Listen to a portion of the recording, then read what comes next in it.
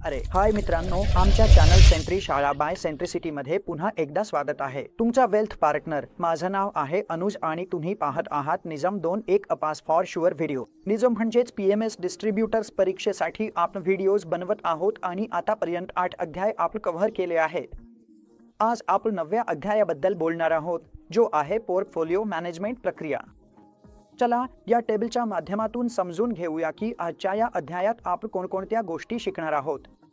म्हणून हा अध्याय वाचल्यानंतर वाचकांनी ॲसेट अलोकेशन निर्णयांचे महत्त्व, पोर्टफोलिओ मॅनेजमेंट प्रक्रियेतील टप्पे आणि इन्व्हेस्टमेंट पॉलिसी स्टेटमेंट म्हणजे ची गरज आणि त्याचे घटक याबद्दल परिचित असले पाहिजे.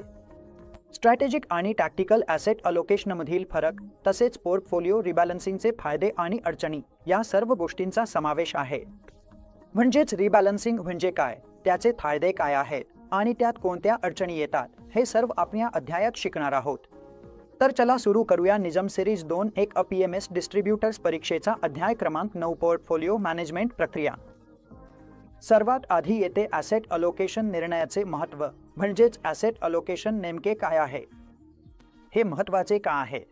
एका गुंतवणूक निर्णयामध्ये ॲसेट अलोकेशनला इतके महत्त्व का दिले गेले आहे, चला पाहूया. पहा, जेव्हा आपण गुंतवणूकदाराची संपत्ती वेगवेगळ्या ॲसेट क्लासेसमध्ये गुंतवणुकीसाठी टाकतो, या प्रक्रियेला आपण ॲसेट अलोकेशन असे म्हणतो. ॲसेट अलोकेशन म्हणजे अशा सिक्युरिटीजचा संग्रह ज्यांच्या वैशिष्ट्यांमध्ये, गुणधर्मांमध्ये आणि जोखीम परतावा संबंधामध्ये साम्य असते. उदाहरणार्थ बाँड्स, इक्विटी, रोख रक्कम आणि इतर साधने आणि बाँड्स. उदाहरणार्थ बाँड्सना उपअसेट्समध्ये वर्गीकृत करता येऊ शकते, जसे की treasury bonds, corporate bonds, junk bonds आणि इक्विटीला पुढे मोठ्या कंपन्या, लार्ज कॅप, मध्यम कंपन्या, मिड कॅप आणि लहान कंपन्या, स्मॉल कॅप अशा प्रकारांमध्ये विभागता येते. म्हणून जेव्हा कधी आपल्याला गुंतवणूक करायची असते किंवा एखाद्या क्लायंटची गुंतवणूक करायची असते, तेव्हा प्रत्येक गुंतवणूकदाराची जी संपत्ती आहे ती आपण वेगवेगळ्या ॲसेट क्लासेसमध्ये वाटतो आणि ते ॲसेट क्लास कोणतेही असू शकतात. इक्विटी असू शकते, डेट असू शकते, कमोडिटी असू शकते किंवा करन्सी असू शकते. इक्विटीमध्ये ती पुढे लार्ज कॅप, मिड कॅप किंवा स्मॉल कॅपमध्ये जाऊ शकते. बॉन्ड्स म्हणजेच फिक्स्ड इन्कममध्ये, तो बॉन्ड्समध्ये इन्व्हेस्टमेंट करू शकतो. कॉर्पोरेट बॉन्ड्स घेऊ शकतो, क्रेडिट रिस्कमध्ये जाऊ शकतो, ट्रेझरी बॉन्ड्स घेऊ शकतो, जंक बॉन्ड्समध्ये जाऊ शकतो, ज्यांना यील्डिंग बॉन्ड्स म्हणतात. कमोडिटीजमध्ये तो गोल्ड घेऊ शकतो, ज्यामध्ये गोल्ड येतं आणि तुमचं उमे गोल्ड, सिल्व्हर येतं. बेस मेटल्समध्ये झिंक, लेड, कॉपर, अल्युमिनियम हे सगळे बेस मेटल्स घेता येतात. म्हणून जेव्हा आपण या सगळ्या एसेट्समध्ये त्याची संपत्ती गुंतवणूक करण्यासाठी वाटतो, तेव्हा याला आपण एसेट अलोकेशन डिसिजन म्हणतो. आपण समजून घेऊया की एसेट डिसिजन इतका महत्त्वाचा का आहे गुंतवणुकीचे निर्णय घेताना. तर सामान्यतः असे दिसून आले आहे की दीर्घकालीन काळात असे होत नाही की सर्वच्या सर्व एसेट क्लासेस तुम्हाला परतावा देत असतात. कधी कधी असे वेळ येतो की इक्विटीज उत्तम कामगिरी करत असतात. कधी कधी असा काळ येईल की सोने तुम्हाला चांगला परतावा देत असेल. कधी कधी असा काळ येईल की तुम्हाला बॉन्ड्समध्ये जास्त चांगला परतावा मिळत असेल. म्हणूनच हेच एक फंड मॅनेजरने पाहायचे असते, हेच एक पोर्टफोलिओ मॅनेजरने पाहायचे असते आणि म्हणूनच एसेट अलोकेशन इतके महत्त्वाचे ठरते की त्या विशिष्ट वेळी कोणत्या एसेटमध्ये क्लायंटचे किती पैसे वाटप करायचे हे ठरवावे लागते. आता आपण वेगवेगळ्या एसेट क्लासेस आणि सिक्युरिटीजमधील कोरिलेशन समजून घेण्याबद्दल बोलूया. पहा, कोरिलेशन म्हणजे काय. कोरिलेशन हे दोन गोष्टींच्या नात्याची ताकद आणि दिशा मोजते. म्हणजे दोन सिक्युरिटीज किंवा दोन एसेट क्लासेस किंवा दोन व्हेरिएबल्समधील संबंध. आणि जो कोरिलेशन कोएफिशियंट आहे तो -1 ते +1 या रेंजमध्ये असतो. जेव्हा एखादे मूल्य -1 असते तेव्हा त्याचा अर्थ असा होतो की ते पूर्णपणे नकारात्मक सहसंबंधित आहे आणि जेव्हा ते +1 असते तेव्हा त्याचा अर्थ असा होतो की ते पूर्णपणे सकारात्मक सहसंबंधित आहे. म्हणजेच दोन्ही सिक्युरिटीज किंवा दोन्ही ॲसेट क्लासेस एकाच दिशेने हलता आहेत आणि जर निगेटिव्ह कोरिलेशन असेल तर एक ॲसेट क्लास पॉझिटिव्ह जात आहे आणि दुसरी ॲसेट क्लास निगेटिव्ह जात आहे. म्हणजेच एक ॲसेट क्लास तुम्हाला रिटर्न देत आहे आणि दुसरी कदाचित मायनसमध्ये जात असू शकते. आणि म्हणूनच गुंतवणूक निर्णय घेण्यापूर्वी दोन ॲसेट क्लासेसमधील कोरिलेशन पाहिली जाते. फंड मॅनेजर, पोर्टफोलिओ मॅनेजर पाहतात की दोन ॲसेट क्लासेसमधील कोरिलेशन काय आहे, ते जास्त आहे की कमी आहे आणि मग त्यानुसार ते पोर्टफोलिओ तयार करतात. आणि हे कोरिलेशन खूपच महत्त्वाचा घटक ठरतो जेव्हा तुम्ही रिस्क डायव्हर्सिफिकेशनचे फायदे घ्यायचे असतात. जेव्हा तुम्हाला तुमचा जोखीम विविध प्रकारे विभागायचा असतो तेव्हा कोरिलेशन तिथे पाहिली जाते. जेव्हा तुम्हाला एकूण पोर्टफोलिओ आणि जोखीम कमी करायची असते.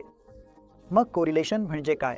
फंड मॅनेजर थोडं रिस्क डायव्हर्सिफाय करण्यासाठी, जोखीम कमी करण्यासाठी ते कोरिलेटेड ते कोरिलेशन वापरतात, जसं की उदाहरणार्थ इक्विटी आणि सोनं. तर असं पाहिलं गेलं आहे की ते दोन्ही निगेटिव्हली रिलेटेड आहे. जेव्हा इक्विटीज चालतात तेव्हा सोनं चालत नाही आणि जेव्हा सोन्यात परतावा मिळतो तेव्हा सामान्यतः असं पाहिलं गेलं आहे की इक्विटीत कमी परतावा मिळतो.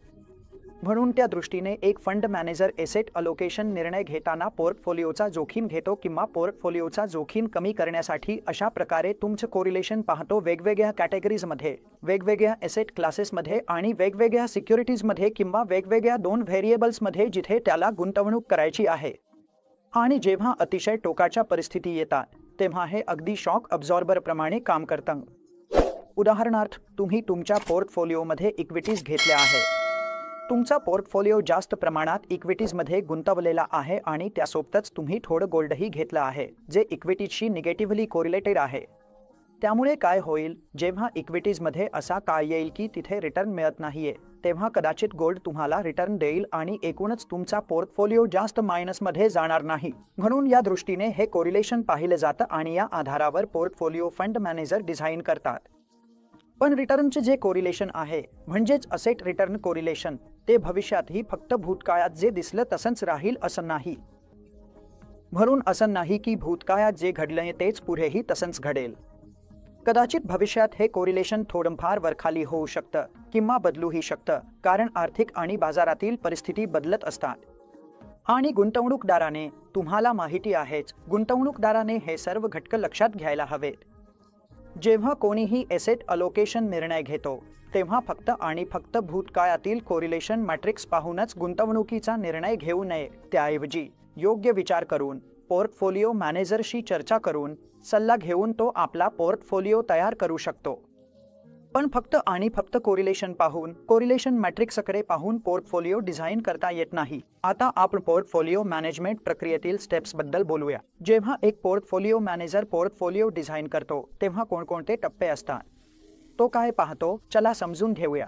ते सर्व टप्पे जे पोर्टफोलिओ मॅनेजमेंट प्रक्रियेत घेतले जातात, आता त्यांच्याबद्दल चर्चा करूया. पोर्टफोलिओ मॅनेजरमधील घटक म्हणूनच प्रक्रिया म्हणजे नियोजन, अंमलबजावणी आणि अभिप्राय अशी आहे. खालीलप्रमाणे चर्चा करूया. सर्वात पहिला मुद्दा म्हणजे पोर्टफोलिओ मॅनेजमेंटमध्ये हे म्हणजे पोर्टफोलिओसाठी धोरण निवेदनाची तयारी करणे. सर्वात आधी तुम्हाला पोर्टफोलिओसाठी धोरण निवेदन तयार करावे लागते आणि एका अर्थाने हे तुमचा रोडमॅप असतो जो गुंतवणूकदाराचा जोखीम घेण्याची क्षमता दर्शवतो आणि त्याचबरोबर गुंतवणूकदाराचे गुंतवणुकीचे उद्दिष्ट, ध्येय, गुंतवणुकीवरील निर्बंध कोणते आहेत हे देखील सांगतो. मग गुंतवणूक धोरण निवेदन म्हणजे नेमकं काय? एका अर्थाने तुम्हाला गुंतवणूकदाराचा जोखीम घेण्याची क्षमता कळली आहे. तिथे गुंतवणुकीचे उद्दिष्ट काय, गुंतवणूकदाराला काय हवे हे समजले म्हणजे त्याला उच्च वाढ हवी, त्याला भांडवलाभिमुख फंडांमध्ये गुंतवणूक करायची आणि भांडवल सुरक्षित ठेवायचे आहे, उच्च वाढ साध्य करायची आहे, त्याला नियमित उत्पन्न हवे आहे. याची उद्दिष्टे काय आहेत? लघुकाळी उद्दिष्टे, मध्यम आणि दीर्घकालीन उद्दिष्टे आणि गुंतवणुकीसाठी अडचणी कोणत्या आहेत? कोठे अशी काही अडचण आहे का जिथे तो गुंतवणूक करू शकत नाही किंवा काही तरलतेची अडचण येते? या प्रकारच्या अडचणी आपण पुढील अध्यायात शिकू. म्हणून हे पहिले पाऊल आहे पोर्टफोलिओ व्यवस्थापन प्रक्रियेत. आता दुसरे पाऊल पाहूया. दुसऱ्या टप्प्यात सध्याच्या आर्थिक परिस्थितीचा अभ्यास आणि भविष्यातील प्रवृत्तींचा अंदाज घेणे समाविष्ट आहे. हे सर्वात महत्त्वाचे पाऊल आहे ज्यामध्ये आपण पाहतो की गुंतवणूकदाराची सध्याची आर्थिक स्थिती कशी आहे. तो आर्थिकदृष्ट्या स्थिर आहे का? त्याच्याकडे कर्ज जास्त आहे का? त्याची उत्पन्न स्थिर आहे का? आणि भविष्यातील त्याचे अंदाज म्हणजे भविष्यातील रोख प्रवाह कसे येणार आहे? भविष्यात त्याची आर्थिक स्थिती आणखी चांगली होईल का किंवा आर्थिक स्थिती खालावेल का हे पाहिले जाते. म्हणून या दृष्टीने पोर्टफोलिओ मॅनेजरसाठी किंवा पोर्टफोलिओ व्यवस्थापन प्रक्रियेत हे एक अत्यंत महत्त्वाचे पाऊल आहे. दुसऱ्या टप्प्यात हे सर्व गोष्टी लक्षात घेऊन तो पुढे जाईल. आता आपण पाहिले की पोर्टफोलिओ स्टेटमेंट तयार केले, त्याची आर्थिक स्थितीही तपासली.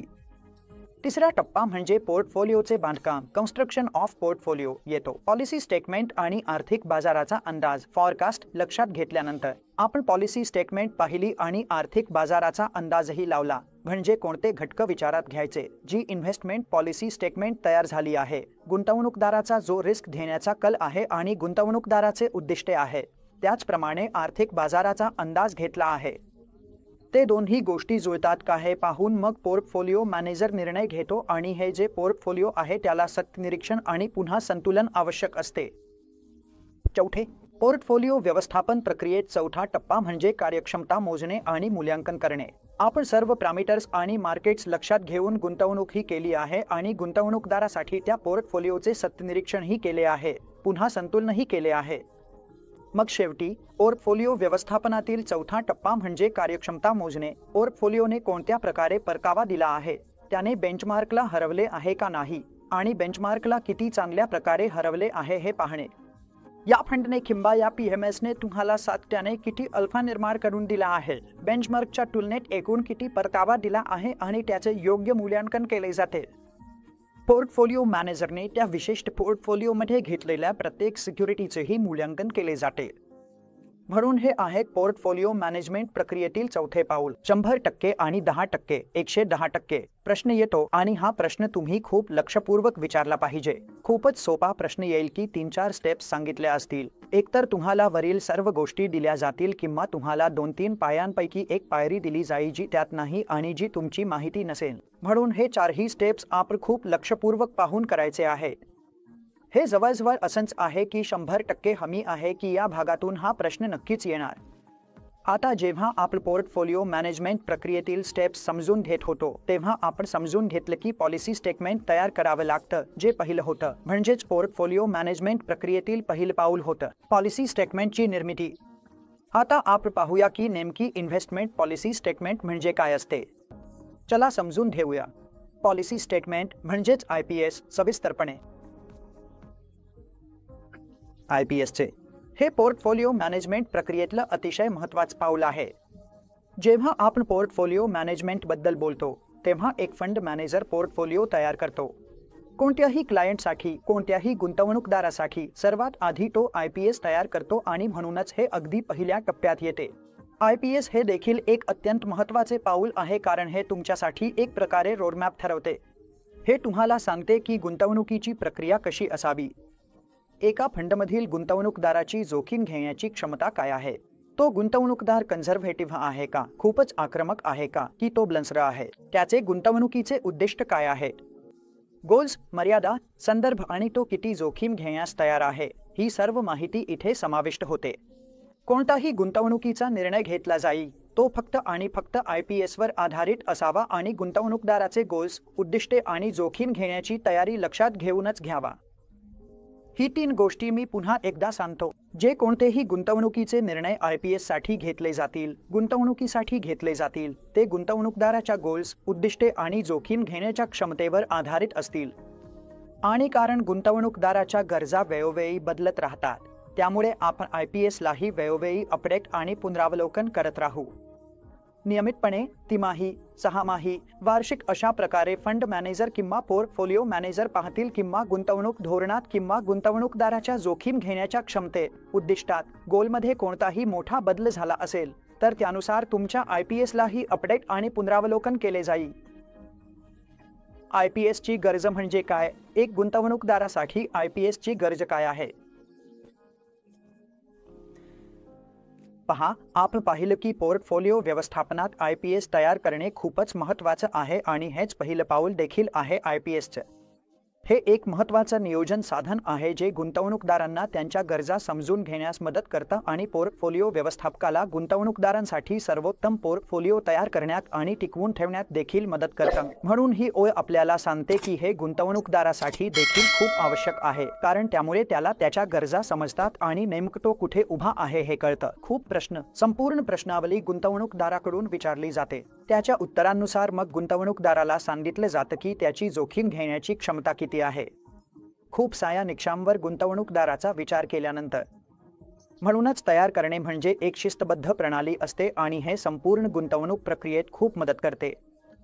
चला, काही महत्त्वाचे टप्पे सांगितले आहेत जे पॉलिसी स्टेटमेंटच्या महत्त्वपूर्ण उद्दिष्टांसाठी आम्ही समजतो। सर्वप्रथम, हे गुंतवणूकदारांना त्यांच्या गुंतवणुकीतून वास्तववादी परताव्याची अपेक्षा ठेवण्यास सक्षम करते। प्रत्येक गोष्ट करून तुम्हाला कळेल की त्यांना जोखीम परतावा हे तत्व काय आहे। एका गुंतवणूकदाराला स्वतःबद्दल समजेल की तो कोणत्या प्रकारचा गुंतवणूकदार आहे, किती परतावा घेऊ शकतो, किती जोखीम घेऊ शकतो आणि पोर्टफोलिओमधून काय परतावा अपेक्षित करतो, त्याचे उद्दिष्टे काय आहे। त्याप्रमाणे त्याला एक वास्तववादी आकडा, वास्तववादी परताव्याची अपेक्षा आपल्या गुंतवणुकीतून कळेल की त्याने किती परताव्याची अपेक्षा ठेवावी। हे पोर्टफोलिओ व्यवस्थापकाला प्रभावी गुंतवणूक निर्णय घेण्यास सक्षम करते। पुन्हा एकदा पोर्टफोलिओ व्यवस्थापकासाठीही हे खूप महत्त्वाचे ठरते। आता पाहायचे की तो गुंतवणुकीचा निर्णय घेऊ शकतो का। तिसरे म्हणजे हे पोर्टफोलिओ व्यवस्थापकांच्या मूल्यमापनासाठी एक चौकट प्रदान करते। गुंतवणूक चौकटीच्या दृष्टीनेही हे पोर्टफोलिओ व्यवस्थापकांच्या मूल्यमापनासाठी मदत करते की त्यांच्या गुंतवणुकीने कसा प्रतिसाद दिला आहे। आणि चौथे म्हणजे हे गुंतवणूकदाराला पोर्टफोलिओ व्यवस्थापकांच्या अयोग्य गुंतवणूक निर्णयांपासून आणि अनैतिक वर्तनापासून संरक्षण देते। जर IPSच नसेल तर पोर्टफोलिओ व्यवस्थापक कोणताही निर्णय घेऊ शकतो, कोणताही निर्णय घेईल, कोणतीही अयोग्य गुंतवणूक निर्णय घेऊ शकतो। कदाचित तो अनैतिक वर्तनही दाखवू शकतो, पण जेव्हा IPSद्वारे गुंतवणूक केली जाते तेव्हा या सगळ्या शक्यता खूपच कमी होतात आणि हे पोर्टफोलिओ व्यवस्थापक अत्यंत कुशल आणि पात्र लोक असतात। ते कोणताही अयोग्य गुंतवणूक निर्णय घेत नाहीत आणि अनैतिक वर्तनाचा तर प्रश्नच येत नाही। पण तरीही चौथा मुद्दा असा आहे की हे गुंतवणूकदाराला पोर्टफोलिओ व्यवस्थापकाच्या अयोग्य गुंतवणूक निर्णयांपासून संरक्षण देते। आता आपण म्हणजेच इन्व्हेस्टमेंट पॉलिसी स्टेटमेंट थोडक्यात सविस्तरपणे पाहूया की या इन्व्हेस्टमेंट पॉलिसी स्टेटमेंटमध्ये कोणते कोणते पॅरामीटर्स असतात किंवा कोणते कोणते घटक आहेत जे आपल्याला पाहायला हवे, जे पोर्टफोलिओ मॅनेजर्स पाहतात। सर्वात आधी येतो इन्व्हेस्टमेंट ऑब्जेक्टिव्ह पाहूया। इन्व्हेस्टमेंट ऑब्जेक्टिव्ह म्हणजे नेमके काय असतात हे गुंतवणूकदाराचे असू शकतात। पहा, गुंतवणूकदाराचे जे इन्व्हेस्टमेंट ऑब्जेक्टिव्ह आहे ते प्रत्येक गुंतवणूकदारासाठी वेगवेगळे असू शकतात। कदाचित एखादा गुंतवणूकदार तुम्हाला असं सांगू शकतो की माझं इन्व्हेस्टमेंट ऑब्जेक्टिव्ह म्हणजे 25% परतावा मिळवणं किंवा 20% परतावा मिळवणं। तो तुम्हाला थेट एक आकडा सांगेल, अपेक्षित परतावा स्पष्टपणे सांगेल, पण त्याच्या मनात हेही असायला हवं जो रिस्क आणि रिटर्न आहे त्यांचं सहसा सकारात्मक नातं असतं। म्हणजेच जास्त जोखीम जास्त परतावा। तुम्ही जितकी जास्त जोखीम घ्यायला तयार असाल तितका जास्त परतावा मिळण्याची शक्यता असते, पण हे प्रत्येक वेळी खरं ठरतंच असं नाही। कधी कधी जास्त जोखीम घेतल्यावर तितक्याच प्रमाणात तुमचं मूळ भांडवलही कमी होण्याची शक्यता असते। म्हणून जितकी जास्त जोखीम तितका जास्त परतावा मिळण्याची शक्यता असते, पण तिथेच तुमचं मूळ भांडवल कमी होण्याची शक्यता देखील वाढते। म्हणून higher the risk higher the return हे तत्व प्रत्येक गुंतवणूकदाराला माहिती असायला हवं। म्हणून त्याच प्रमाणात गुंतवणूकदाराला कळेल की त्याला आपल्या गुंतवणुकीतून किती अपेक्षित परतावा हवा आहे। काही गुंतवणूकदार असतात, सामान्यपणे जे गुंतवणूकदार आहेत ते काही गुंतवणूक फक्त आपल्या मूळ भांडवलाच्या सुरक्षिततेसाठी करतात।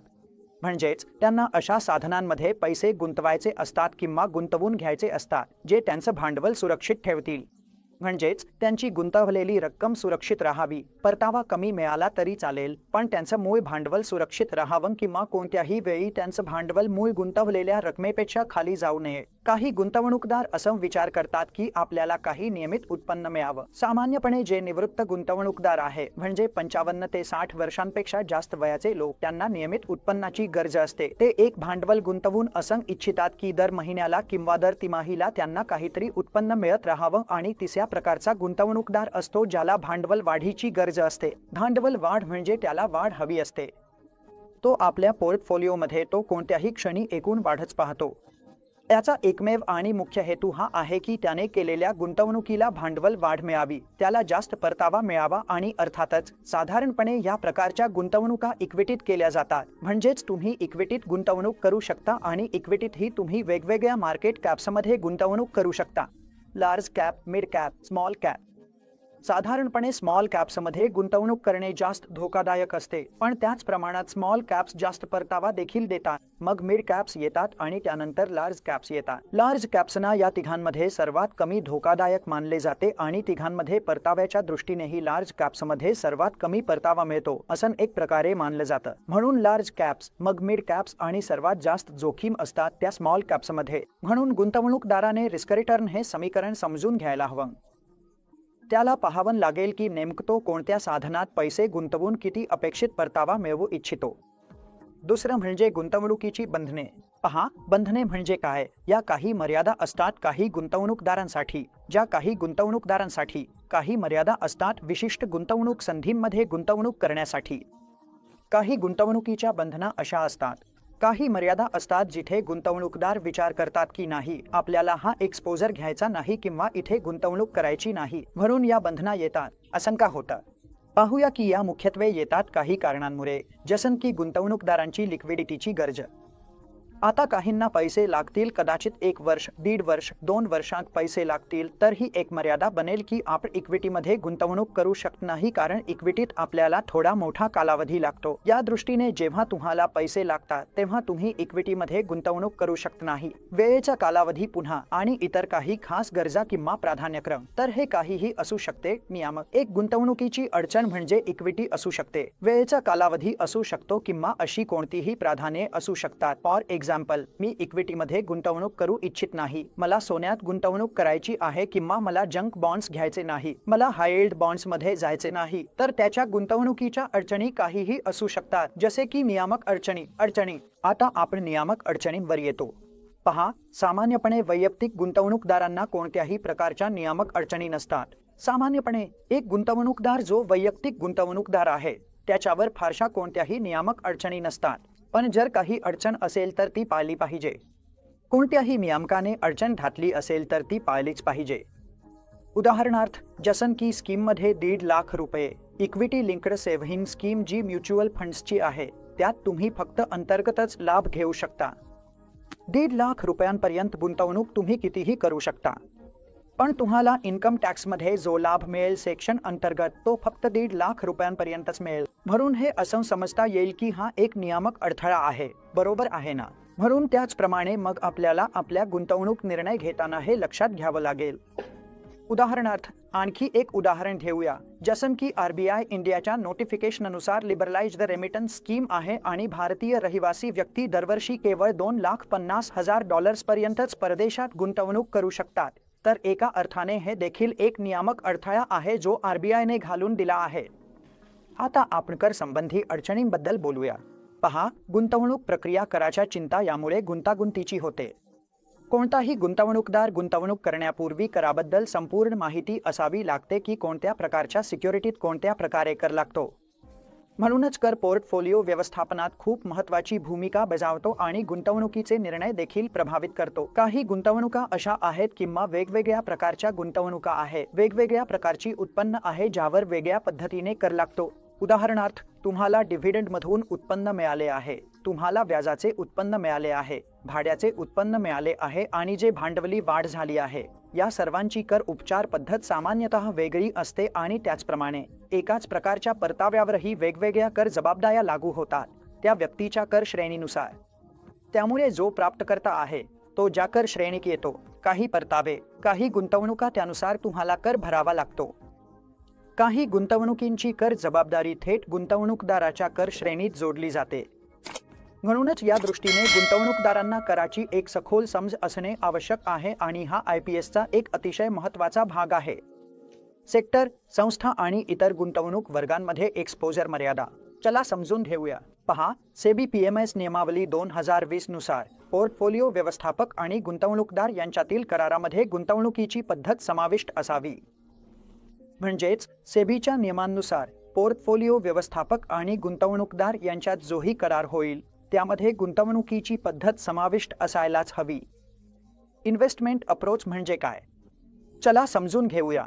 तर इन्व्हेस्टमेंट अप्रोच म्हणजे तुमच्या गुंतवणुकीचा एक व्यापक आराखडा आहे ज्यामध्ये तुम्ही कोणत्या प्रकारच्या सिक्युरिटीज आणि परवानगी असलेल्या साधनांमध्ये पोर्टफोलिओमध्ये गुंतवणूक केली आहे किंवा करणार आहात हे समाविष्ट असते. पोर्टफोलिओ मॅनेजरने गुंतवणूकदारांसाठी निवडलेली.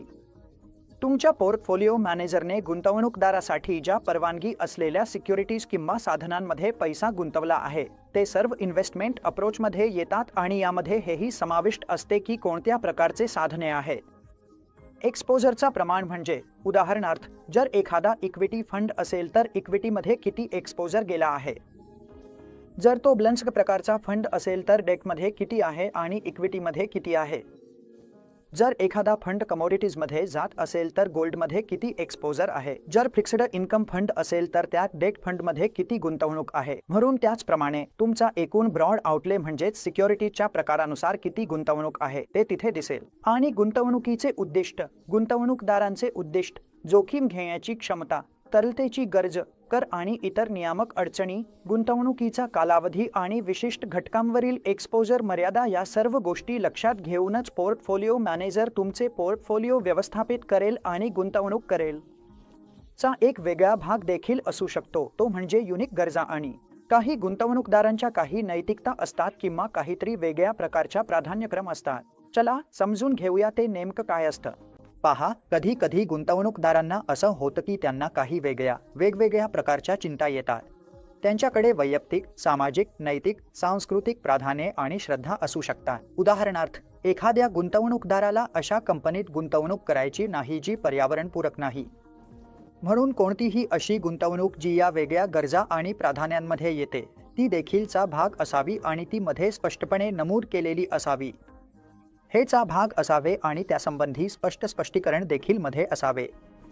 आता येथे गुंतवणूकदाराच्या गरजा आणि आवश्यकता यांचे मूल्यांकन, कारण गुंतवणूकदार वेगवेगळ्या उद्दिष्टे आणि ध्येय साध्य करण्यासाठी गुंतवणूक करतो.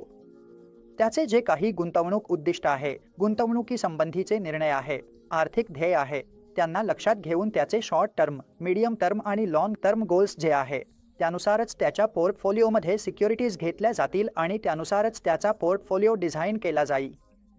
स्क्रीनवर तुम्हाला आता टेबलद्वारे कळेल की परफॉर्मन्स गोल शीट कशी तयार केली जाते. पहा, इथे गोल येईल, मग प्रायोरिटी येईल, टाइम पिरियड येईल आणि लागणारी रक्कम येईल. उदाहरणार्थ, एखादा जवळच्या काळातील उच्च प्रायोरिटीचा गोल आहे तर सर्वात आधी जी उच्च प्रायोरिटीचे गोल आहे ते आपण इथे टाकू. त्यासाठी किती कालावधी आहे आणि किती रक्कम लागेल हे आपण लिहू आणि साधारणपणे आपण अशी गुंतवणूक कॅश किंवा फिक्स्ड इन्कम इन्स्ट्रुमेंटमध्ये ठेवतो ज्यांची मॅच्युरिटी गोलच्या तारखेशी जुळते. म्हणून अशा गुंतवणुकीसाठी आपल्याला दीर्घकालीन गुंतवणूक कालावधीत जायची गरज नाही किंवा तशी गुंतवणूक लावू नये. जिथे आपल्याला गरज असलेल्या वेळी ती रक्कम मिळणार नाही तिथे गुंतवणूक करू नये. म्हणून हे नियर टर्म उच्च प्रायोरिटीचे गोल्स असतात. दीर्घकालीन उच्च प्राधान्याचे गोल्स म्हणजेच साधारणपणे रिटायरमेंट कॉर्पस येतो. तुमचा जो दीर्घकालीन गुंतवणूकदार म्हणून रिटायरमेंटसाठी लागणारा कॉर्पस आहे तो दीर्घकालीन गोल आहे जो तुमच्या आयुष्यात खूप दूर आहे. हे 20, 25 किंवा 30 वर्षे दूर असू शकतात आणि या गोल्ससाठी तुमची जास्तीत जास्त भांडवल वाढवणारी उच्च वाढीच्या सिक्युरिटीजमध्ये जसे की इक्विटीजमध्ये गुंतवणूक केली पाहिजे. त्यामुळे त्या प्रमाणात तुमची ही परफॉर्मन्स शीट तयार होईल. त्याच्यानंतर येते गुंतवणूकदाराची आर्थिक स्थिती विश्लेषित करणे. आम्ही याबद्दल असेही बोललो की गुंतवणूकदार किंवा पोर्टफोलिओ व्यवस्थापकाने गुंतवणूकदाराची आर्थिक स्थिती काय आहे हे समजून घेणे किंवा पाहणे खूप महत्त्वाचे आहे. तर चला पाहूया गुंतवणूकदाराची आर्थिक स्थिती कशी विश्लेषित केली जाते. सर्वात सोपा मार्ग जो सांगितला गेला आहे आर्थिक स्थितीचे विश्लेषण करण्याचा तो म्हणजे वैयक्तिक आर्थिक निवेदन तयार करणे. एक वैयक्तिक आर्थिक निवेदन तयार केले जाईल. पोर्टफोलिओ मॅनेजर हे पाहिल की त्यांचे वैयक्तिक आर्थिक व्यवहार कसे आहे. हे आर्थिक माहिती व्यवस्थित पद्धतीने मांडण्यास मदत करते. जेव्हा तुम्हाला सर्व गोष्टी, कॅश फ्लो, तुमचे सर्व स्रोत, जिथून तुमची उत्पन्न येते आणि तुमचे सर्व खर्च हे समजून घ्यायचे असतात. त्यानंतर तुमच्याकडे जे काही नेट वर्थ शिल्लक राहते ते अगदी सर्व गोष्टी यात समाविष्ट करेल आणि हे एक प्रकारे तुम्हाला एक आउटलेट मिळेल गुंतवणूकदाराची आर्थिक स्थिती मोजण्यासाठी, नेट वर्थ काढण्यासाठी. बघा, आता आपल्याला यातही निव्वळ संपत्ती शोधावी लागेल. नेट वर्थ काढण्यासाठी गुंतवणूकदाराकडे जेवढीही मालमत्ता आहे, ज्या मालमत्ता गुंतवणूकदाराच्या नावावर आहे, उदाहरणार्थ जसे की घर, कार किंवा स्टॉक्समधील गुंतवणूक, बॉन्ड्समधील गुंतवणूक, म्युच्युअल फंड्स आणि अगदी बचत खात्यातील रोख रक्कम, बँकेतील शिल्लक, दागिने, हे सर्व काही येईल जेव्हा क्लायंटच्या मार्केट व्हॅल्यू किंवा नेटवर्कचे अंदाज लावायचे असतील. आणि त्यानंतर क्लायंटवर असलेल्या सर्व लायबिलिटीज, जबाबदाऱ्या आपण यामधून वजा करू. म्हणून सर्व लायबिलिटीज या सर्व मालमत्तांमधून वजा केल्या पाहिजे. मग त्यानंतर या दोन्हींचा फरक जो निघेल त्याला नेट वर्थ म्हणतात. जर एखाद्या गुंतवणूकदाराची नेट वर्थ पॉझिटिव्ह असेल तरच आपण पाहू शकतो की हो, त्याची आर्थिक स्थिती स्थिर आहे आणि ती किती पॉझिटिव्ह आहे हेही आपल्याला पाहावे लागेल. आणि असे सुचवले जाते की नेट वर्थ किमान दरवर्षी एकदा तरी नियमितपणे काढावी. आपल्याला दरवर्षी आपली नेट वर्थ गुंतवणूकदार म्हणून काढावी लागेल आणि पुढील पायरी म्हणजे हे मोजणे की व्यक्तीचे सध्याचे उत्पन्न त्याच्या खर्चापेक्षा जास्त आहे का आणि किती रकमेने. म्हणजेच सध्याचे उत्पन्न त्याच्या खर्चापेक्षा जास्त आहे का, नाही का आणि किती रकमेने ते खर्चापेक्षा जास्त आहे. आणि हीच ती रक्कम आहे जी वेळोवेळी गुंतवणुकीसाठी उपलब्ध असेल. आणि जर त्याचे खर्च जास्त असतील तर गुंतवणुकीसाठी काहीच रक्कम उरत नाही. पण जर त्याचे उत्पन्न जास्त असेल, खर्चे कमी असतील तर ही जी रक्कम आहे ती गुंतवणुकीसाठी वापरता येईल. मग त्यानुसार आपण त्याचे पोर्टफोलिओ डिझाईन करू शकतो. इन्व्हेस्टरच्या गुंतवणूक प्रक्रियेत सायकोग्राफिक विश्लेषण म्हणजेच गुंतवणूकदाराचा वर्तनही खूप महत्त्वाचा असतो. त्याला खूप महत्त्व असतं. वर्तन, व्यक्तिमत्व, वैशिष्ट्ये हे सगळेच इन्व्हेस्टरच्या रिस्क प्रोफाइलिंगमध्ये खूप महत्त्वाचे असतात. पहा, माणसांमध्ये भावना असतात आणि जेव्हा कोणी आर्थिक साधने घेतो तेव्हा तो त्या भावनांशीही जोडला जातो. आता हे पाहावं लागेल की एक गुंतवणूकदार कसा वागतो. जेव्हा त्याला अपेक्षित परतावा मिळत नाही किंवा त्याने घेतलेल्या सिक्युरिटीची किंमत कदाचित खाली जाऊ शकते. म्हणून हे मानसिक विश्लेषण गुंतवणूकदारासाठी खूप महत्त्वाचे आहे आणि हे ठरवण्यासाठी आपल्याला वेगवेगळ्या व्यक्तिमत्वांकडे, गुंतवणूकदारांच्या वैशिष्ट्यांकडे पाहावे लागेल. म्हणून गुंतवणूकदारांच्या काही व्यक्तिमत्वांचे वर्णन केले आहे की ते कोणत्या प्रकारचे गुंतवणूकदार असू शकतात. पहा, 5 व्यक्तिमत्वे कोणती आहे. चला या तक्त्याच्या माध्यमातून आपण समजून घेऊया की कोणकोणते प्रकारचे गुंतवणूकदार असू शकतात, जसे की ॲडव्हेंचर, सेलिब्रिटी, इंडिव्हिज्युअलिस्ट आणि गार्डियन. तर आता समजून घेऊया की सर्वात आधी ॲडव्हेंचर कोण असतात. आता पाहूया की ॲडव्हेंचर कोणाला म्हटले आहे, कोणता गुंतवणूकदार आहे जो ॲडव्हेंचर आहे. चला समजून घेऊया. पहा, ॲडव्हेंचर जे गुंतवणूकदार आहे. ॲडव्हेंचर लोक म्हणजे असे लोक आहेत जे सर्व काही एका मोठ्या बेटवर लावायला तयार असतात आणि त्यासाठी पुढे जातात. हे खूपच अंदाज लावणारे लोक आहेत. हे अंदाज लावणे, स्पेक्युलेशन कसे करायचे ते जाणतात. हे सट्टेबाज लोक आहेत आणि हे ॲडव्हेंचर आहेत एका अर्थाने. यांना हवे असते की आजच माझी भांडवल दुप्पट व्हावी किंवा अगदी शून्यावर जावी. मला काहीही फरक पडत नाही. म्हणून हे खूपच उच्च जोखीम, सर्वात जास्त जोखीम घेण्यासाठीही तयार असतात. यांना ॲडव्हेंचरस म्हटले जाते. मग यांना काय आहे? आणि साधारणपणे हे लोक जोखीम घेण्यास तयार असतात.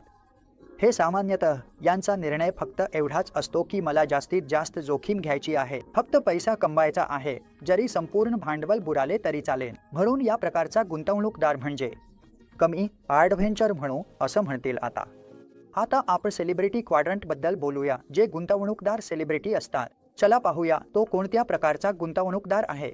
समजून घेऊया. एक्झिबिटचा खालचा उजवा भाग म्हणजे सेलिब्रिटी क्वाड्रंट आहे. पहा, या प्रकारचे लोक सामान्यतः तिथेच असायला आवडतात जिथे काहीतरी धड असतं, जिथे ॲक्शन असतं आणि त्यांना भीती असते की आपण मागे पडू नये किंवा काहीतरी चुकवू नये. म्हणजे उदाहरणार्थ कुठलाही स्टॉक आहे ज्यामध्ये हालचाल होते किंवा कुठलाही स्टॉक. सामान्यतः एखाद्या स्टॉकचे निकाल चांगले आले आहेत आणि तो स्टॉक खूप वेगाने वाढत आहे. मग हा गुंतवणूकदार, या प्रकारचा गुंतवणूकदार विचार करेल की मला तो स्टॉक घ्यायचा आहे की नाही. जर मी हा घेतला नाही तर मी ऑप्शन मिस करीन. हे एका प्रकारे भीतीने वागतात, म्हणजे मागे राहण्याची भीती वाटते. त्यांना लेफ्ट आउट होण्याची भावना येते. म्हणून हे तिथेच राहू इच्छितात जिथे ऑप्शन आहे, जिथे परतावा जास्त मिळतोय, जी सिक्युरिटी चांगला परतावा देत आहे किंवा आधीच दिला आहे. जे काही आहे त्यांना फक्त आणि फक्त ऑप्शनमध्ये राहायचं आहे आणि त्यांना नेहमीच ताज्या गोष्टी हव्या असतात, जसं की मला यात असावं का किंवा मला त्यात असावं का. म्हणून हे लोक फक्त आणि फक्त मार्केटमधल्या ऑप्शनकडे पाहूनच आपले गुंतवणूक निर्णय घेतात. साधारणपणे त्यांच्याकडे स्वतःचे गुंतवणुकीबद्दलचे विचार नसतात आणि हे लोक सहसा गुंतवणूक सल्लागारांकडे जातात. तरीही हे गुंतवणूकदार सर्वात कठीण असतात कारण त्यांचे स्वतःचेच विश्वास असतात. त्यांना फक्त स्वतःचंच बघायचं असतं. यांना गुंतवणूक सल्लागाराचंही ऐकायचं नसतं. म्हणूनच त्यांना सेलिब्रिटी क्वाड्रंटमध्ये ठेवण्यात आलं आहे. त्यांना सेलिब्रिटी असं म्हटलं जातं. आता पाहूया इंडिव्हिज्युअलिस्ट. पहा, इंडिव्हिज्युअलिस्ट हा वरच्या डाव्या क्वाड्रंटमध्ये आहे. तुम्ही या चित्रात पाहू शकता जसं की दाखवलं आहे. इंडिव्हिज्युअलिस्ट वरच्या डाव्या क्वाड्रंटमध्ये लिहिलं आहे. म्हणजे या लोकांना स्वतःबद्दल एक विशिष्ट प्रमाणात आत्मविश्वास असतो. हा आत्मविश्वास स्वतःमध्ये आहे. ते काळजीपूर्वक, पद्धतशीर आणि विश्लेषणात्मक देखील आहे. म्हणून त्यांना खूपच आत्मविश्वास असतो. हे लोक मार्केटमध्ये कुठे गुंतवणूक करायची हे काळजीपूर्वक ठरवतात. संपूर्ण रिस्क आणि रिटर्न समजून घेतल्यावर, पूर्ण विश्लेषण केल्यानंतरच हे इंडिव्हिज्युअल इन्व्हेस्टर गुंतवणूक करतात. हे इंडिव्हिज्युअल्स म्हणजे नेमकं काय? हे लोक स्वतःची रिसर्च करायला आवडतात. स्वतःची रिसर्च करायला आवडते आणि ते अत्यंत अस्थिरता टाळण्याचा प्रयत्न करतात. म्हणजेच ही जी अस्थिरता आहे त्यात अजिबात सहभागी व्हायला ते इच्छित नाही. हे लोक अत्यंत परिस्थिती किंवा मार्केटमधील अस्थिरता टाळतात, विशेषतः जेव्हा मार्केटमध्ये अस्थिरता जास्त असते. कोणत्याही सिक्युरिटीत, कोणत्याही मालमत्ता वर्गात जेव्हा कुठल्याही आर्थिक किंवा अत्यंत किंवा इतर कोणत्याही कारणांमुळे अस्थिरता दिसून येते, जेव्हा कोणताही मालमत्ता वर्ग आर्थिकदृष्ट्या अस्थिर होतो, अस्थिरता येते, तेव्हा हे लोक ती पूर्णपणे टाळतात. वैयक्तिक गुंतवणूकदार कधीही या अत्यंत अस्थिरतेकडे जात नाहीत. म्हणून या प्रकारचा गुंतवणूकदार तुम्हाला इंडिव्हिज्युअलिस्ट म्हणून मिळेल आणि खालच्या डाव्या चौकटीत गार्डियन व्यक्तिमत्वाचं प्रतिनिधित्व केलं जातं. आता हे गार्डियन व्यक्तिमत्व कोणाला म्हणतात? चला समजून घेऊया. प्रश्न येऊ शकतो की कोणत्या प्रकारचा गुंतवणूकदार, कोणते कोणते गुणधर्म आहेत वेगवेगळ्या गुंतवणूकदारांमध्ये? म्हणून आपल्याला या 4 गोष्टी खूप लक्षपूर्वक कराव्या लागतील. गार्डियन ही जी व्यक्तिमत्व आहे ती समजली जाते जेव्हा लोक वयस्कर होतात आणि निवृत्तीचा विचार करत असतात. त्यांचा दृष्टिकोन असतो. हे व्यक्तिमत्व प्रोफाईल जसन जसन गुंतवणूकदार वयाने मोठा होत जातो किंवा निवृत्तीच्या दिशेने जातो, जसन जसन तो वयस्कर होत आहे, तसं आपण म्हणू शकतो की तो गार्डियन व्यक्तिमत्वाकडे झुकत आहे. तर यात काय होईल? गार्डियन्स हे असे लोक असतात जे जाणीवपूर्वक आपली संपत्ती जपण्याचा प्रयत्न करतात. आता यांना काही कृती करायची नाही, यांना जास्त परतावा देखील नको असतो. यांनी जे काही जपून ठेवलं आहे, मागील वर्षांमध्ये जे काही कमावलं आहे, त्यांना फक्त ते कसंही करून सुरक्षित ठेवायचं आहे. आणि मुख्य प्रश्न हाच असतो की आपली संपत्ती कशी जपायची. खूपच मोठा प्रश्न असतो की जी संपत्ती कमावली आहे ती आपण जपून ठेवू. त्यांना नक्कीच अस्थिरता किंवा थरार यात अजिबात रस नाही. त्यांना आता आयुष्यात थरार नको आहे, तो ते आधीच अनुभवला आहे. आता त्यांना फक्त आणि फक्त आपली संपत्ती जपून ठेवायची आहे. आणि शेवटी असं दिसून आलं आहे की काही लोक इतके संतुलित असतात की त्यांना कोणत्याही विशिष्ट चौकटीत बसवता येत नाही, त्यामुळे ते अगदी मध्यभागी येतात. या गुंतवणूकदाराला स्ट्रेट ॲरो गुंतवणूकदार म्हणतात. तर असा प्रश्न येऊ शकतो की कोणता गुंतवणूकदार असा आहे जो स्ट्रेट ॲरो आहे किंवा कोणता ॲरो आहे? तुम्ही पाहत असाल मध्ये या रेषेत स्ट्रेट ॲरो दिला आहे. म्हणून हा कोणता गुंतवणूकदार आहे? जसं मी तुम्हाला सांगितलं, हे अत्यंत संतुलित गुंतवणूकदार आहे. त्यांना कोणत्याही विशिष्ट चौकटीत बसवता येत नाही. हे संतुलित का आहे? कारण सरासरी पाहता या गुंतवणूकदारांच्या गटात इतर 4 प्रकारच्या गुंतवणूकदारांचे गुणधर्म तुलनेने संतुलित प्रमाणात असतात आणि त्यामुळे हा गट मध्यम जोखमीला सामोरे जाण्यास तयार असतो. म्हणून एका अर्थाने हे 4ही प्रकार जसे आपण पाहिले त्यांचं संतुलन इथे आहे. यामध्ये इंडिव्हिज्युअलिस्ट असू शकतो, साहसी ॲडव्हेंचर असू शकतो, संरक्षक गार्डियन असू शकतो आणि सेलिब्रिटीही असू शकतो. म्हणून हे संतुलित आहे. म्हणून याला स्ट्रेट एरो इन्व्हेस्टर असं म्हटलं जातं आणि साधारणपणे हे मध्यम जोखमीला सामोरे जातात. या प्रकारचे गुंतवणूकदार थोडीशी मध्यम जोखीम घेण्याचा प्रयत्न करतात.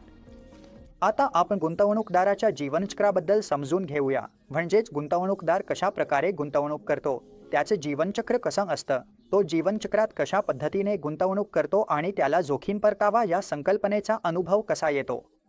चला समजून घेऊया. जास्त जोखीम, जास्त परतावा.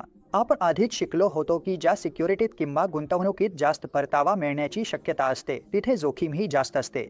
जिथे परतावा आणि जोखीम दोन्ही जास्त असतात तिथे उच्च जोखीम असते.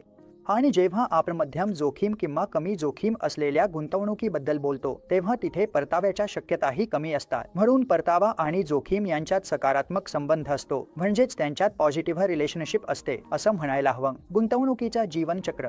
सर्वात आधी येतो संचयाचा टप्पा. पहा, तुमच्यासमोर हा आकृती आली आहे. तुमच्यासमोर चित्र दिसत आहे. संचयाचा टप्पा, त्यानंतर एकत्रीकरणाचा टप्पा, मग खर्चाचा टप्पा आणि शेवटी तुम्ही गिफ्टिंग नंतरचा गिफ्टिंग टप्पा पाहू शकता. कशा प्रकारे? ही रेषा पहा. संचयाचा टप्पा, एकत्रीकरणाचा टप्पा, खर्चाचा टप्पा आणि शेवटी गिफ्टिंग टप्प्यात येतो. या चौघांबद्दल नक्कीच येईल. तुम्ही या गोष्टीकडे नीट लक्ष द्या. खूप चांगल्या प्रकारे पहा. आपण रिस्क आणि रिटर्नबद्दल शिकलो. आता पाहूया इन्व्हेस्टमेंटच्या लाईफ सायकलमध्ये सर्वात आधी एक्युम्युलेशन फेज म्हणजेच गुंतवणुकीच्या किंवा गुंतवणूकदाराच्या जीवनचक्रात एक्युम्युलेशन फेज कसा कार्य करतो. एका गुंतवणूकदारासाठी एक्युम्युलेशन फेज म्हणजे नेमकं काय असतं, यात नेमकं काय काय घडतं, चला समजून घेऊया. या फेजमध्ये नेट वर्थ साधारणपणे लायबिलिटीच्या तुलनेत खूपच कमी असते. या एक्युम्युलेशन फेजमध्ये आपली नेट वर्थ खूपच कमी असते कारण आपले खर्च जास्त असतात. कदाचित खूप सारे खर्च असू शकतात. एसेट्स मायनस लायबिलिटीज म्हणजेच तुमची नेट वर्थ असते. म्हणजे माझ्याकडे जितकी एसेट्स आहे, उदाहरणार्थ माझ्याकडे 10 रुपयांच्या एसेट्स आहेत आणि कदाचित 9 रुपयांच्या लायबिलिटीज आहे, तर माझी नेट वर्थ 1 रुपया होते. तर एक्युम्युलेशन फेजमध्ये असं होतं की माझ्याकडे फारशी जास्त पॉझिटिव्ह नेट वर्थ नसते. इन्व्हेस्टमेंट्स सुद्धा फारशा कमी आणि टिपिकलपणे नॉन डायव्हर्सिफाईड असतात. एक्युम्युलेशन फेजमध्ये आपली इन्व्हेस्टमेंट्स खूपच कमी असतात आणि त्या नॉन डायव्हर्सिफाईड असतात. कदाचित आपण कुठलीही इन्व्हेस्टमेंट फक्त तशीच केली असेल. कुणीतरी सांगितलं असेल की इक्विटीमध्ये गुंतवणूक कर, म्युच्युअल फंड घे किंवा काहीही. कोणती तरी अशी ॲसेट क्लास जिथे अजिबात ॲसेट अलोकेशन नाही, डायव्हर्सिफिकेशन नाही, फक्त आणि फक्त इन्व्हेस्टमेंट केली. येथे गोल्स येऊ शकतात ज्यामध्ये मुलांच्या शिक्षणाचा, घराचा जर शक्य असेल तर, आणि भविष्यातील आर्थिक स्वातंत्र्यासाठीची गुंतवणूक यांचा समावेश होऊ शकतो. पण सामान्यतः असे दिसून आले आहे की एक्युम्युलेशन फेजमध्ये लोक मुलांच्या शिक्षणाकडे किंवा त्यांच्या लग्नाकडेच पाहतात. आणि कारण या व्यक्तीला दीर्घकालीन कालावधी आणि संभाव्य वाढणारी उत्पन्नाची प्रवाह असतो, त्यामुळे तो किंवा ती जास्त परतावा देणाऱ्या, जास्त जोखमीच्या भांडवली नफा केंद्रित गुंतवणुका करू शकते. आणि असे दिसून आले आहे की हे सर्व एक्युम्युलेशन फेजमध्येच घडते, कारण त्यांच्याकडे त्यांच्या दीर्घकालीन उद्दिष्टे पूर्ण करण्यासाठी भरपूर वेळ असतो. त्यांचा निवृत्तीचा निधी देखील असू शकतो, मुलाचे लग्न, मुलाचे शिक्षण किंवा इतर काहीही असो. एक संभाव्य उत्पन्नाचा प्रवाह मिळवण्यासाठी खूप वेळ आहे आणि म्हणूनच त्या दृष्टीने दीर्घकालीन, जास्त परतावा आणि जास्त जोखीम घेऊ शकतात. ते उच्च परतावा देणाऱ्या उत्पादनांमध्ये जाऊ शकतात, जसे स्मॉल कॅप्समध्ये गुंतवू शकतात, इक्विटीतही गुंतवू शकतात. त्याप्रमाणे उच्च जोखीम असलेल्या कॅपिटल गेन केंद्रित गुंतवणुकीतही पैसे गुंतवू शकतात. म्हणजेच हा एक्युम्युलेशन फेजचा भाग आहे. आता कन्सोलिडेशन फेज समजून घेऊया. कन्सोलिडेशन फेज कोणता असतो?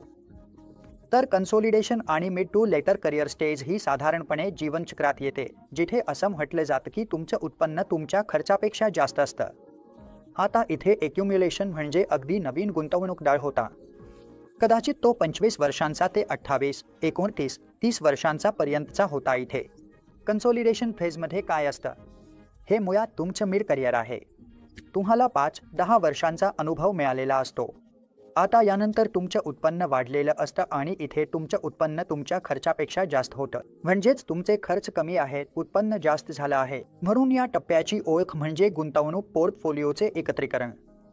इथे तुमच्यासाठी गुंतवणूक पोर्टफोलिओ एकत्रित करण्याची वेळ आलेली आहे. आणि यावेळी अजूनही निवृत्तीपर्यंतचा कालावधी तुलनेने मोठा आहे. अजूनही तुम्ही फक्त 35-40 वर्षांचे आहात, त्यामुळे अजूनही तुमच्याकडे 15 ते 20-25 वर्षे निवृत्तीला बाकी आहे. म्हणून इथे अजूनही गुंतवणूकदारांनी काही प्रमाणात भांडवल सुरक्षित ठेवण्यावर आणि जास्त भांडवल वाढवणाऱ्या गुंतवणुकीकडे पाहायला सुरुवात करावी, पण त्याचबरोबर काही कमी जोखमीच्या मालमत्तांमध्येही संतुलन साधावे. म्हणून पुन्हा एकदा तुम्ही इथे थोड्या जास्त भांडवल वाढवणाऱ्या गुंतवणुकीत गुंतवणूक करू शकता, पण ती गुंतवणूक काही कमी जोखमीच्या मालमत्तांमध्ये संतुलित असावी. म्हणजेच इथे मालमत्ता वाटप, एसेट अलोकेशन तुमच्यासाठी महत्त्वाची ठरेल. आता आपण खर्चाच्या टप्प्याबद्दल बोलूया. हा तो काळ असतो जेव्हा तुमचे दैनंदिन खर्च कमावलेल्या उत्पन्नातून नव्हे तर साठवलेल्या मालमत्तांमधून, जसे की गुंतवणूक किंवा निवृत्तीचा निधी, भागवले जातात. आता खर्चाचा टप्पा आला आहे. तुम्ही आयुष्यभर जे कमावले आहे, ज्या गुंतवणुका केल्या आहे, त्यावरून मिळणाऱ्या परताव्यांमधूनच तुमचे उत्पन्न तयार होईल आणि त्याच्याच जोरावर तुमचे दैनंदिन खर्च भागवले जातील. म्हणून इथे तुमच्याकडे कोणतेही नियमित उत्पन्न येत नाही. तुम्ही एक्युम्युलेशन आणि कन्सोलिडेशन टप्प्यात जे काही कमावले आहे किंवा ज्या गुंतवणुका केल्या आहे, त्यावरून मिळणारे उत्पन्नच आता तुमच्या दैनंदिन खर्चासाठी उपयोगी येते. या टप्प्यातील गुंतवणुकीवर मोठ्या प्रमाणावर अवलंबून राहावे लागते आणि पुन्हा नोकरीवर जाण्याची शक्यता फारच कमी असते. म्हणून गुंतवणूक पोर्टफोलिओमध्ये स्थिरतेवर भर दिला जातो. आता इथे असे दिसून येते की आपल्याला फक्त गुंतवणुकीवरच अवलंबून राहावे लागते आणि आपण आता पुन्हा नोकरीवर जाणार नाही. म्हणून गुंतवणूक पोर्टफोलिओमध्ये ती स्थिरता असावी लागते. या टप्प्यात लोक कोणत्या प्रकारच्या गुंतवणुका करतात? पहा, जिथे आपल्याला जास्त लाभांश, काही व्याज उत्पन्न किंवा भाडे उत्पन्न मिळते अशा गुंतवणुका. अशा गुंतवणुकीत आपल्याला नियमित उत्पन्न मिळेल. काही साधनांमध्ये ठराविक वेळी पैसे गुंतवायचे असतात. म्हणूनच आपल्याला फार उच्च किंवा फक्त वाढीवर लक्ष केंद्रित केलेल्या योजनांमध्ये पैसे गुंतवायचे करायचे नाही. इक्विटीत जास्त गुंतवणूक नाही, कारण इथे आपल्याला नेमकी लाभांश, व्याज, नियमित उत्पन्न, भाडे उत्पन्न अशा प्रकारची उत्पन्न हवी आहे. गुंतवणूकदारांचा कालावधी अजूनही 15 ते 20 वर्षांपेक्षा जास्त असू शकतो. म्हणून पोर्टफोलिओमधील काही गुंतवणूक वाढ आणि महागाई विरुद्ध संरक्षण देण्याची क्षमता ठेवावीच लागेल. तरीही तुमच्याकडे 15 ते 20 वर्षांचा कालावधी आहे, त्यामुळे काही प्रमाणात इक्विटीत गुंतवणूक इथे घेऊ शकता. किमान 15 ते 20% पोर्टफोलिओ पुन्हा खर्चाच्या टप्प्यात आणि महागाई विरुद्ध संरक्षणासाठी इक्विटीत असावा, त्यामुळे तुम्हाला तेवढा फायदा मिळतो आणि एकूणच पोर्टफोलिओचा परतावा वाढतो. म्हणजे उदाहरणार्थ 100 रुपयांपैकी तुम्ही 75 रुपये किंवा 80 रुपये अशा साधनांमध्ये गुंतवू शकता जिथे तुम्हाला डिव्हिडंड, व्याज किंवा भाड्याची उत्पन्न मिळते आणि उरलेले 20 ते 25% किंवा 15 ते 25% रुपये तुम्ही काही इक्विटी ओरिएंटेड स्कीममध्ये किंवा उच्च वाढीच्या स्कीममध्ये गुंतवू शकता, ज्या तुम्हाला महागाई विरुद्ध संरक्षण देतील किंवा महागाईपेक्षा जास्त परतावा मिळवून देतील. म्हणून तुमचं एकूण पोर्टफोलिओही वाढलं, प्लस तुम्हाला इक्विटीमध्येही एक्सपोजर मिळाला आणि एका अर्थाने तुमच्याकडे जे वेळ आहे, म्हणजे अजून 15-20 वर्ष आयुष्यात उरली आहे, त्यातही तुम्हाला चांगला परतावा मिळू शकतो. यानंतर येतो गिफ्टिंग फेज. हा अंतिम टप्पा आहे. एखाद्या व्यक्तीला जाणवतं की त्याच्याकडे किंवा तिच्याकडे खर्चासाठी लागणाऱ्या गरजेपेक्षा जास्त मालमत्ता आहे. हा आयुष्यातील अंतिम टप्पा आहे. इथे तुम्हाला असं वाटतं की तुम्ही जितकं खर्च करता आहात त्यापेक्षा जास्त तुमच्याकडे आहे. खूप सारा पैसा आता आलेला आहे. आता तुम्हाला काहीच करण्याची गरज नाही आणि इथे तुम्ही काय करणार? खरं तर गुंतवणुकीच्या उद्देशाबद्दलचा दृष्टिकोन इथे बदलतो. तुमचा दृष्टिकोनही बदलतो आणि मग त्यानुसार तुमची कदाचित वारसा, आधार, सामाजिक कार्य किंवा तुम्हाला द्यायची भेटवस्तू या सगळ्या गोष्टी या टप्प्यात येतात. तर हे होते आयुष्यातील 4 टप्पे: संचय, एकत्रीकरण, खर्च आणि भेटवस्तू देण्याचा टप्पा. आता आपण बोलूया स्ट्रॅटेजिक विरुद्ध टॅक्टिकल मालमत्ता वाटपाबद्दल, जे मालमत्ता वाटपाचा एक भाग आहे. पोर्टफोलिओ मॅनेजर 2 प्रकारे मालमत्ता वाटप करतो. सर्वात आधी असते स्ट्रॅटेजिक मालमत्ता वाटप, त्यानंतर टॅक्टिकल मालमत्ता वाटप. तर चला समजून घेऊया की ही दोन्ही काय असतात. या विषयावर प्रश्न येऊ शकतो. चला समजून घेऊया स्ट्रॅटेजिक विरुद्ध टॅक्टिकल मालमत्ता वाटप. पहा, मालमत्ता वाटपाचा जो निर्णय गुंतवणुकीच्या वैशिष्ट्यांचा विचार करून घेतला जातो, तो म्हणजे स्ट्रॅटेजिक मालमत्ता वाटप. स्ट्रॅटेजिक मालमत्ता वाटपामध्ये कोणता भाग येईल? जो गुंतवणूकदाराच्या वैशिष्ट्यांचा विचार करून ठरवला जाईल, तो म्हणजे टार्गेट पॉलिसी पोर्टफोलिओ. उदाहरणार्थ, दीर्घकालीन मालमत्ता वाटप जे कोणत्याही क्लायंटसाठी ठरवायचे आहे किंवा गुंतवणूकदाराचे जे उद्दिष्टे, ध्येय आहेत आणि एक दीर्घकाळाचा कालावधी आहे. आजपासून 25 वर्षांनंतर त्याला निवृत्तीचा निधी हवा आहे. आजपासून 20 वर्षांनंतर गुंतवणूकदाराला मुलांच्या लग्नासाठी, मुलांच्या शिक्षणासाठी खर्चाची गरज आहे. तर त्या उद्दिष्टाला पूर्ण करण्यासाठी आपण आज जी गुंतवणूक करू त्याला strategic investment, strategic asset allocation म्हणजेच एसए असे म्हणतात. एसए म्हणजे दीर्घकालीन ॲसेट अलोकेशन निर्णय, जो गुंतवणूकदाराचे उद्दिष्टे आणि ध्येय दीर्घकाळासाठी पूर्ण करण्यासाठी डिझाईन केला जातो. आणि त्यानंतर ॲसेट अलोकेशनमध्ये एक डायनॅमिक घटकही येतो, ज्याला आपण टॅक्टिकल ॲसेट अलोकेशन म्हणतो. चला समजून घेऊया की टॅक्टिकल ॲसेट अलोकेशन (टीए) म्हणजे काय. पहा, टॅक्टिकल ॲसेट अलोकेशन सामान्यतः अल्पकालीन ॲसेट अलोकेशन निर्णय मानला जातो. आता हा अल्पकालीन ॲसेट अलोकेशन निर्णय नेमका काय आहे? म्हणजे हे निर्णय एसएपेक्षा जास्त वारंवार घेतले जातात. स्ट्रॅटेजिक ॲसेट अलोकेशन म्हणजे तुम्ही दीर्घकालीन ॲसेट अलोकेशनचा निर्णय घेतला आणि तो तसाच ठेवला. हा काय आहे? हा अल्पकालीन ॲसेट अलोकेशन निर्णय आहे आणि हे निर्णय घेतले जातात किंवा यामागचा हेतू असा असतो की आर्थिक बाजारातील संधींचा फायदा घ्यावा. म्हणून जसं की एक गुंतवणूकदार होता. जर मी तुम्हाला एक उदाहरण दिलं, 2020 मध्ये जेव्हा कोरोना व्हायरसमुळे बाजारात मोठी घसरण झाली होती, तेव्हा स्ट्रॅटेजिक ॲसेट अलोकेशन असलेला पोर्टफोलिओ हा गुंतवणूकदाराचा बाय अँड होल्ड होता. पण जर आपण डायनॅमिकली तयार केलेला पोर्टफोलिओ, म्हणजेच जर आपण त्यात टॅक्टिकल ॲसेट अलोकेशन जोडले, तर त्यात काय होईल?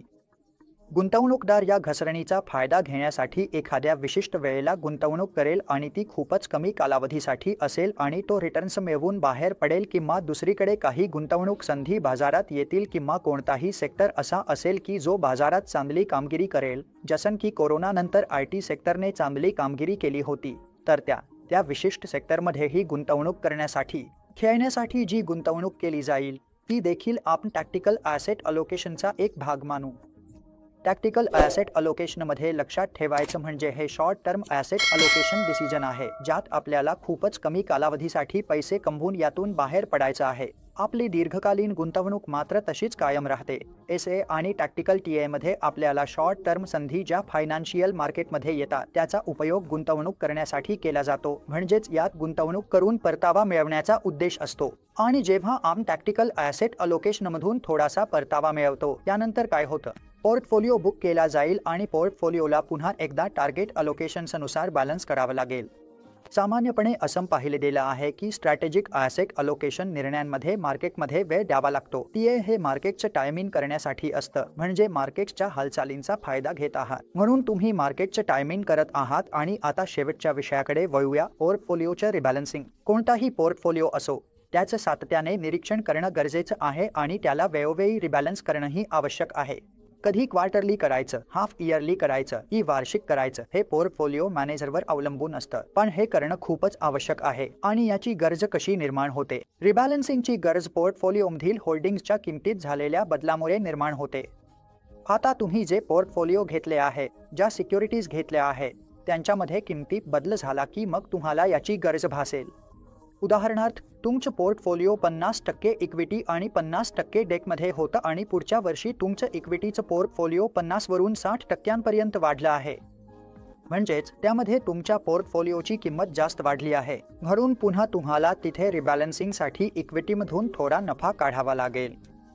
म्हणून याप्रमाणे तुम्हाला बॅलन्सिंग करावी लागेल आणि पोर्टफोलिओमध्ये देखील गुंतवणूकदारांच्या उद्दिष्टे आणि ध्येयांमध्ये बदल झाल्यामुळे रिबॅलन्सिंग आवश्यक असते. रिस्क टॉलरन्स देखील पुढच्या वर्षी कदाचित फंडमध्ये गुंतवणूकदाराची रिस्क घेण्याची क्षमता थोडी बदलू शकते. त्याची नवीन उद्दिष्टे येऊ शकतात किंवा एखादे नवीन ध्येय जोडले जाऊ शकते, तर त्याप्रमाणे रिस्क टॉलरन्स लक्षात घेऊन त्यालाही रिबॅलन्सिंग करणे आवश्यक होते. तर मित्रांनो, या अध्यायातून एवढंच सर्व होतं. आता या अध्यायातील काही प्रश्न पाहूया. प्रश्न क्रमांक 1, गुंतवणूक प्रक्रियेतील पहिला टप्पा म्हणजे विकास कशाचा असतो? आपण अगदी स्पष्टपणे वाचलं होतं की पहिला टप्पा कोणता असतो. उद्दिष्ट विधान, गुंतवणूक धोरण विधान, आर्थिक विवरण किंवा रोख प्रवाहाचे विवरण, जे IPS म्हणून ओळखलं जातं, म्हणजेच इन्व्हेस्टमेंट पॉलिसी स्टेटमेंट. हेच गुंतवणूक प्रक्रियेतील पहिलं पाऊल आहे, म्हणजेच IPSचं विकास. तर गुंतवणूक प्रक्रियेत पहिलं पाऊल काय आहे? IPS. खालीलपैकी कोणतं इन्व्हेस्टमेंट ऑब्जेक्टिव्ह मानलं जातं? मग गुंतवणुकीची उद्दिष्ट कोणती असू शकतात? भांडवलाची सुरक्षितता, भांडवल वाढ, चालू उत्पन्न किंवा वरीलपैकी सर्व. म्हणून आपण पाहिलं, सुरक्षितता हेही उद्दिष्ट असू शकतं, वाढही आणि उत्पन्नही असू शकतं. म्हणूनच वरीलपैकी सर्व हा बरोबर उत्तर आहे. एसेट अलोकेशन म्हणजे डॅश. पहिलं, निधी 4 मालमत्ता वर्गांमध्ये विभागण्याची प्रक्रिया. परताव्याच्या बदलाबद्दल संबंधित, वेगवेगळ्या मालमत्तांशी संबंधित जोखीमबद्दल संबंधित किंवा गुंतवणूकदारांच्या परताव्यातील संबंधाबद्दल संबंधित. तर एसेट अलोकेशन आपण पाहिलं आहे की ती अलोकेशन असते जेव्हा आपण वेगवेगळ्या एसेट क्लासेसमध्ये आपले पैसे, मुलांचे पैसे वाटतो, पैशांचे वितरण किंवा विभागणी करतो. तर उत्तर आहे म्हणजेच निधी वेगवेगळ्या एसेट क्लासेसमध्ये विभागण्याची प्रक्रिया. डॅश फेज ही ती अवस्था आहे जेव्हा गुंतवणूकदार त्यांच्या सुरुवातीच्या ते मधल्या कमाईच्या वर्षांमध्ये जवळच्या गरजा भागवण्यासाठी मालमत्ता जमा करण्याचा प्रयत्न करतात. उदाहरणार्थ, मुलांचे शिक्षणासाठी डाऊन पेमेंट आणि मग घरी संवादाचा टप्पा येतो. खर्च, गिफ्टिंग किंवा कन्सॉलिडेशन. तर उत्तर आहे कम्युनिकेशन. कम्युनिकेशन फेज ही ती फेज आहे जिथे गुंतवणूकदार त्यांच्या सुरुवातीच्या ते मधल्या वर्षांमध्ये असतो, जिथे तो प्रयत्न करतो काही मालमत्ता जमा करण्याचा आपल्या जवळच्या टर्मच्या गोल्ससाठी, जसे की मुलांचे शिक्षण किंवा घराची पेमेंट करायची आहे. हे सगळे त्यांच्या जवळच्या गरजा पूर्ण करण्यासाठी असते. खालीलपैकी कोणती स्टेप पोर्टफोलिओ मॅनेजमेंट प्रक्रियेत आहे? डेव्हलपमेंट पॉलिसी स्टेटमेंटचा अभ्यास, क्लायंट किंवा गुंतवणूकदाराची सध्याची आर्थिक परिस्थिती किंवा पोर्टफोलिओ तयार करणे. पोर्टफोलिओ मॅनेजमेंट प्रक्रियेतील स्टेप्समध्ये ही तिन्ही गोष्टी समाविष्ट आहे, त्यामुळे उत्तर आहे वरील सर्व. म्हणून मित्रांनो, हेच होतं या अध्यायातलं पोर्टफोलिओ मॅनेजमेंट प्रक्रिया. हा आहे सिरीजमधील अध्याय क्रमांक 9, रात्री 9 PM डिस्ट्रीब्युटर्स परीक्षा.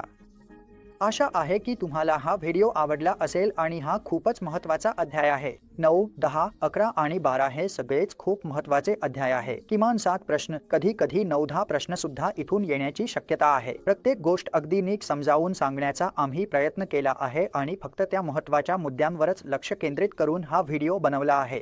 म्हणून कृपया हा व्हिडिओ नक्की शेवटपर्यंत पहा आणि जर व्हिडिओ आवडला असेल तर कृपया व्हिडिओला लाईक करा, शेअर करा आणि आमच्या चॅनलला सबस्क्राईब करा. तसेच इतर अध्यायांचे व्हिडिओ पाहण्यासाठी तुम्ही आमच्या लिंकवर जाऊ शकता.